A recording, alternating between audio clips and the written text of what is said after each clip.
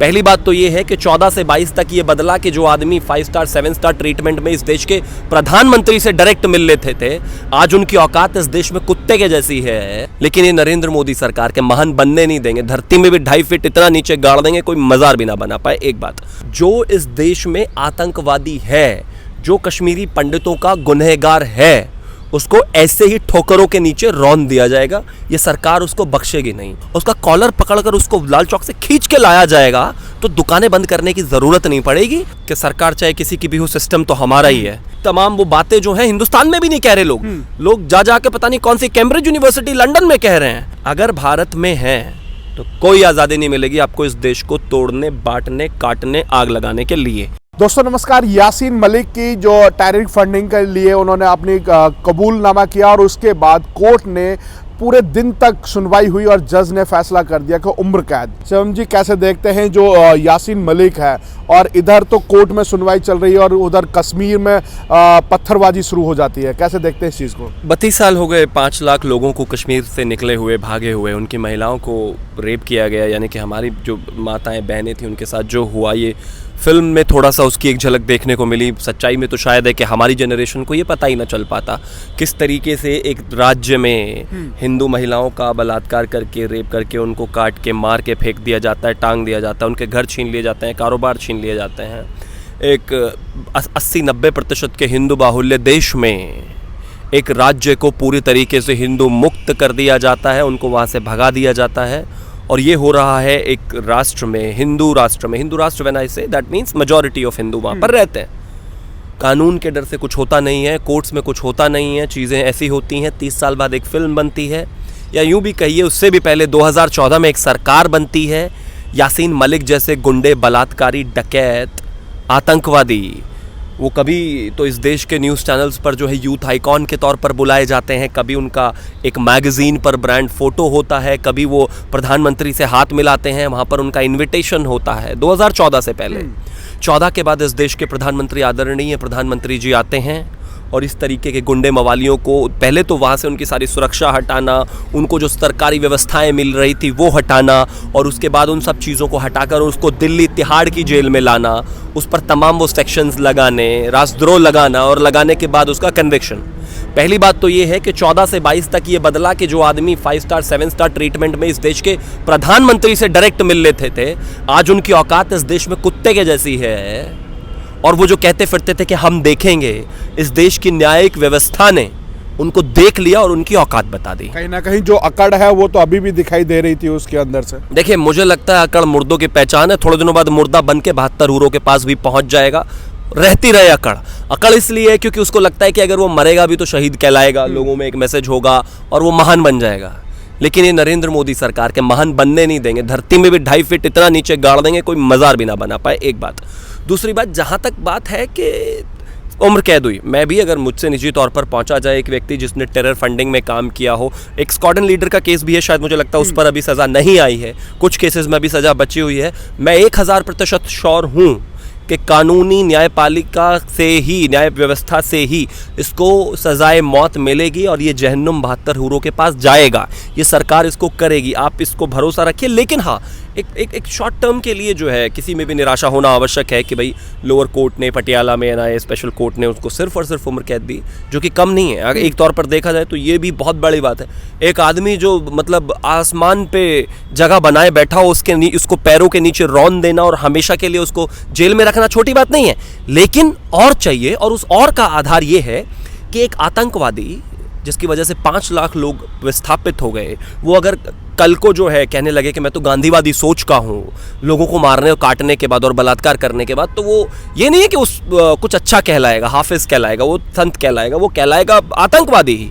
तो मुझे लगता है कि ये जो हुआ है स्टेप बहुत शानदार है। इस तरह के लोगों के साथ न्याय होना बहुत ज़रूरी है। पहले क्या कहलाए जाते थे? अलगाववादी नेता। अब ये अलगाववादी नेता नहीं है, ये आतंकवादी हैं। और ये इस देश में बहुत अच्छी पहल है। जहाँ तक पत्थरबाजी की सवाल है, पत्थरबाजी का सवाल है, मैं सिर्फ इतना कहना चाहता हूँ कि आप पत्थरबाजी कर लो, बम बरसाओ, गोले बरसाओ, जो इस देश में आतंकवादी है, जो कश्मीरी पंडितों का गुनहगार है, उसको ऐसे ही ठोकरों के नीचे रौंद दिया जाएगा। ये सरकार उसको बख्शेगी नहीं। 2014 के बाद से जो मोमेंटम शिफ्ट हुआ है, ये मोमेंटम इस देश में अब 50 साल रहेगा। आप आतंकवादी हैं, आप गुंडे हैं, आप मवाली हैं, आपने मास्कर किए, आपने बड़ी बड़ी घटनाओं को अंजाम दिया, आपने महिलाओं के साथ गलत काम किए, बख्शा नहीं जाएगा आपको, चाहे आप कितना भी रसूख रखते हो।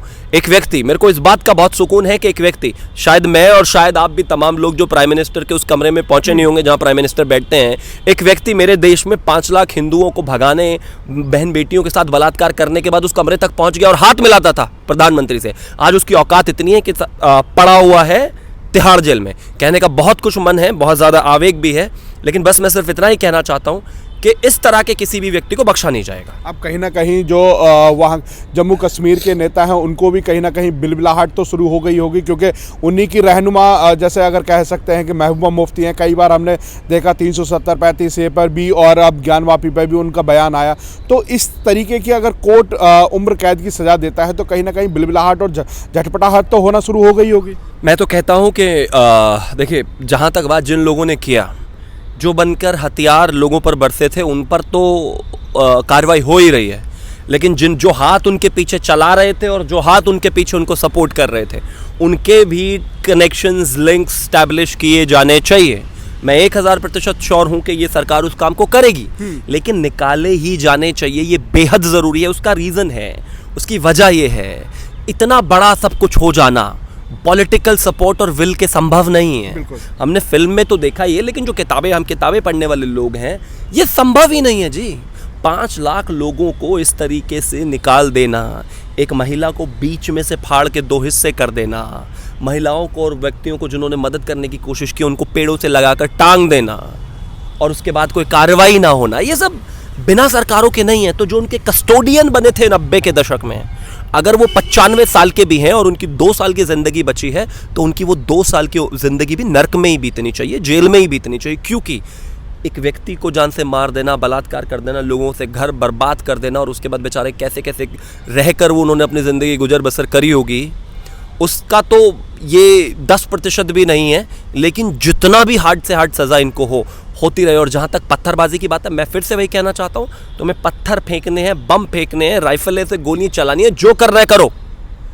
यही लोग जो आज पत्थर फेंक रहे हैं, इन्हीं के बाप दादा और यही लोग गुनहगार थे। अगर इन्होंने कश्मीरी पंडितों का साथ दिया होता तो आज इनको ये ना पत्थर फेंकने की ज़रूरत पड़ती और ये ना एक ये 2 कौड़े का गुंडा यासीन मलिक जैसे लोगों को जेल जाने की ज़रूरत पड़ती है। शिवम जी, सवाल यहाँ पर यह भी खड़ा होता है कि अगर हम जम्मू कश्मीर की बात करें, अमन और चैन की बात करें, वहाँ पर अगर यासीन मलिक पर अगर सुनवाई होती है, उससे पहले लाल चौक की पूरी मार्केट को बंद कर दिया जाता है। सुनवाई जैसे ही जज सुनाने वाले होते हैं, उससे पहले वहाँ पर पत्थरबाजी शुरू हो जाती है। अभी वो लोग मतलब जो नकेल कसनी चाहिए थी, वो नकेल नहीं कस पा रही है क्या? मुझे लगता है कि नकेल से तो 10,000 गुना ज़्यादा बेहतर चीज़ें हुई हैं। जिस तरीके से आप देखिए ना, 2014 से पहले क्या आप इस बात को सोच सकते थे कि लाल चौक पर तिरंगा फहरेगा? आप बताइए, सोच सकते थे? नहीं सोच सकते थे। 2014 से पहले हर बार जब भी अमरनाथ की यात्रा होती थी, होता था ना हंगामा, हमेशा होता था कि थ्रेट है, ये है, वो है, ये करेंगे, वो करेंगे। किसी भी चूजे की कोई हिम्मत हो रही है? कोई नहीं हो रही। तिरंगा भी वहीं घूम रहा है, लोग भी वहीं घूम रहे हैं, टूरिस्ट भी ऑल टाइम हाई है इस बार। पिछले 22-24 सालों में सबसे ज़्यादा टूरिस्ट भी इस बार कश्मीर में है। लोगों की जो जुडिशल चीज़ें हैं उनको भी आगे बढ़ाया जा रहा है, उनको सजाएं सुनाई जा रही हैं। आपको लगता है ये सब संभव है? एग्जाम्पल बताता हूँ आपको। यही बदलाव है। बदलाव ये है और इसको और बेहतर करना है। मैं ये नहीं कह रहा हूँ कि ये 100% है, लेकिन ये बदलाव को उस स्तर तक लेके जाना है कि कल जब कोई आतंकवादी को फांसी दी जाएगी, जो कि दी जाएगी, और जब कल किसी नेता को जो उस समय में हुआ होगा उसका कॉलर पकड़कर उसको लाल चौक से खींच के लाया जाएगा, तो दुकानें बंद करने की ज़रूरत नहीं पड़ेगी और ये सब करने की ज़रूरत नहीं पड़ेगी। कुछ पत्थरबाजी कोई करने आएगा नहीं। इस बदलाव की और ज़रूरत है और ये आएगा। लेकिन आप सोचिए कि 30 साल का कैंसर जो उन्होंने बना दिया था, उसको निकालने में शायद समय ज़रूर लगेगा, लेकिन ये गारंटी है कि ये निकलेगा ही। और यही सरकार, यही प्रधानमंत्री, यही गृह मंत्री इसको कर सकते हैं और किसी के साथ संभव नहीं है। क्योंकि और सब तो गलमैयाँ करते हैं और सब तो सेटिंग करते हैं और सबकी तो एजेंडा सिर्फ इतना सा होता है कि बस किसी तरीके से सरकार चलती रहनी चाहिए। कश्मीर वाले भी खुश रहें, पश्चिम बंगाल वाले भी खुश रहें, तमाम जगह बस खुश रहने चाहिए। जो मरते हैं मरे, लोग होता है होए, जो हो चुका है वो हो चुका है, इस पर बात नहीं करनी है। यही वो सरकार है जो फुल विल के साथ, और जो सरकार में बहुमत दिया है लोगों ने, यही वो सरकार है, कर सकती है। बाकी कोई और नहीं करेंगे। जहाँ तक बात आप इस माहौल की कह रहे हैं, मैं आपको एक चीज़ कहता हूँ एग्जाम्पल के तौर पर। आपने उत्तर प्रदेश भी देखा है, आपने जम्मू कश्मीर भी देखा है, मैं कंपैरिजन नहीं कर रहा हूँ, लेकिन आप 2017 से पहले चले जाइए। आपको लगता है कि ज्ञानवापी का कोई कोर्ट सर्वे ऑर्डर कर देता और ये राज्य ऐसा ही रहता? दंगे हो जाते उसी टाइम, उसी सेकंड, उसी घड़ी, और क्या क्या नहीं होता आप सब जानते हैं। लेकिन ज्ञानवापी भी हुआ, सर्वे भी हुआ, किसी की हिम्मत नहीं हुई और सब कुछ हुआ। अखिलेश बाबू बैठे होते तो दंगे होते प्रदेश में। यही कश्मीर का है। इसी तरीके से किसी टेररिस्ट को पहली बात तो कश्मीर से दिल्ली उठाकर तिहाड़ जेल में फेंकते तो उसी पर दंगे होते, उसके बाद उसको कन्विक्ट करने की बात करते तो उस पर दंगे होते, उसके बाद उसको उम्र कैद पर कराई जाती तो फिर उस पर दंगे होते। कुछ नहीं हो रहा है। हाँ, जो घटनाएं हैं इनको भी माइन्यूट करके ज़ीरो करना है, और जो इनके साथ वाले हैं, संबंधी हैं, जो इनके लिए रो रहे हैं, उनका भी इलाज होना है। जिन लोगों ने इनको पॉलिटिकल कस्टडी दी उनका भी इलाज होना है, और ये सरकार इसको करके रहेगी। जिनकी छत्र छाया में अब तक ये पनप रहे थे, अगर बात करें प्रधानमंत्री के साथ बहुत सारे फ़ोटो हैं, और ऐसे इतिहासकारों के साथ भी इनके बहुत सारे फ़ोटो हैं, क्या वो कुंडली भी खंगालने की ज़रूरत है कि नहीं है? मुझे वो तो एक वो डायलॉग है ना, एक वो कश्मीरी फाइल्स में, कि सरकार चाहे किसी की भी हो, सिस्टम तो हमारा ही है। इसमें तो कोई दो राय नहीं है, था तो ऐसा ही भाई, हालात तो ऐसे ही होते थे। एक आतंकवादी, आप इसको इमेजिन करके देखिए कि हमारी गली में भी अगर कोई गुंडा होता है तो वो गुंडा सब जगह के लिए गुंडा ही होता है। उस शहर में तो कम से कम उसकी कोई पूछ नहीं होती है। एक आदमी जिसने पूरे राज्य में ये आतंक फैलाया, लोगों को काट दिया इस तरीके से, और वो आदमी प्रधानमंत्री तक से मिलने आया और यूथ आइकन बना इस देश का, और पता नहीं क्या क्या उसको गढ़ दिया गया, क्योंकि चीज़ों को बाहर नहीं आने दिया गया, मीडिया को रिपोर्ट नहीं किया गया। नेशनल मीडिया इस तरीके से सन्नाटे में हो गई जैसे कुछ हुआ ही नहीं है। 30 साल तक इस देश ने उस पर बात नहीं की। 5 लाख लोग टेंट लगाकर बाहर बैठे हैं अपने राज्य के, लेकिन ऐसा जैसे कुछ है ही नहीं, जैसे वो हमारा देश ही नहीं है। आज कहीं किसी देश में समुद्र पर कोई 5 साल का बच्चा लेटा हुआ मिल जाता है जिसकी जान चली गई, जो कि गलत है, वो इंटरनेशनल न्यूज़ हो जाती है, वायरल हो जाती है। अपने देश में 5 लाख लोगों को उनके घर से बाहर निकाल दिया, उनकी बहन बेटियों को उनको छोड़कर आना पड़ा, कोई खबर नहीं है। तो ये पूरा एक मैनेज्ड प्रोग्राम था, जिसको अब पूरी तरीके से जो एक्सपोज हुआ है, और वो रेगुलर हो रहा है।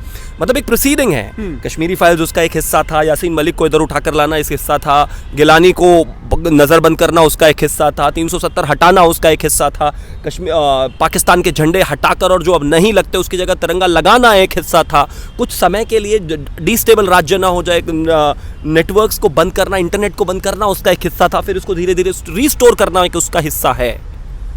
लेकिन सरकार ने इफेक्टिवली पिछले 7 साल से लगातार एक आई वुड से कि पूरे फोकस के साथ वहाँ पर काम किया है। उसके रिजल्ट्स ये हैं।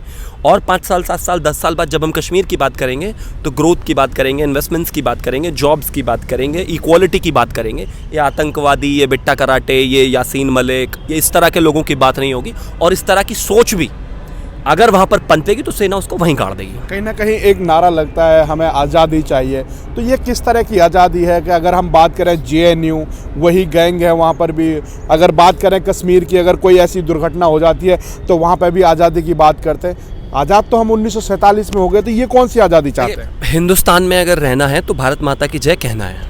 अगर किसी को इससे आज़ादी चाहिए तो अपना पासपोर्ट सरेंडर करे, पाकिस्तान माइग्रेट कर जाए, अफगानिस्तान माइग्रेट कर जाए, अपने पसंद की कंट्री में माइग्रेट कर जाए जो उनको एक्सेप्ट कर सकते हों।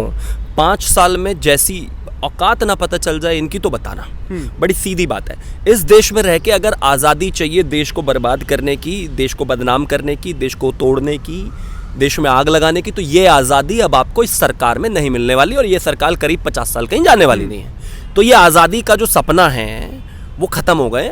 और मुझे तो अब तो ये लगता है कि जो आज़ादी मांगने वाले थे वे भी आजकल कांग्रेस में चले गए हैं। तो जहाँ तक बात है वो आज़ादी का एजेंडा, प्रोपेगेंडा कहाँ से चल रहा था ये भी समझ में आ गया, आज वो कहाँ के लोग थे ये भी समझ में आ गया। जनता ने उनको वैसे भी उठा उखाड़ कर बाहर ही फेंका हुआ है। तो अब आजकल क्या हो गया है कि आजकल तो आज़ादी के नारे और तमाम तरह की चीज़ें और तमाम वो बातें जो हैं हिंदुस्तान में भी नहीं कह रहे लोग जा के पता नहीं कौन सी कैम्ब्रिज यूनिवर्सिटी लंदन में कह रहे हैं। तो मुझे लगता है धीरे धीरे ये लंदन गए हैं, फिर ये कहीं साइबेरिया वाइबेरिया दूर जाते चले जाएंगे ये जितना भी तोड़ने वाले लोग हैं। तो इस समय स्थिति सिर्फ यही है, अगर भारत में है तो कोई आज़ादी नहीं मिलेगी आपको इस देश को तोड़ने, बांटने, काटने, आग लगाने के लिए। आज़ादी आपको यहाँ जीने की है, इस देश को संवारने की है, इसके लिए कुछ करने की है, इसके लिए जिम्मेदारी निभाने की है या रहने की है, इसका नाम रोशन करने की है, अपनी ज़िंदगी जीने की है।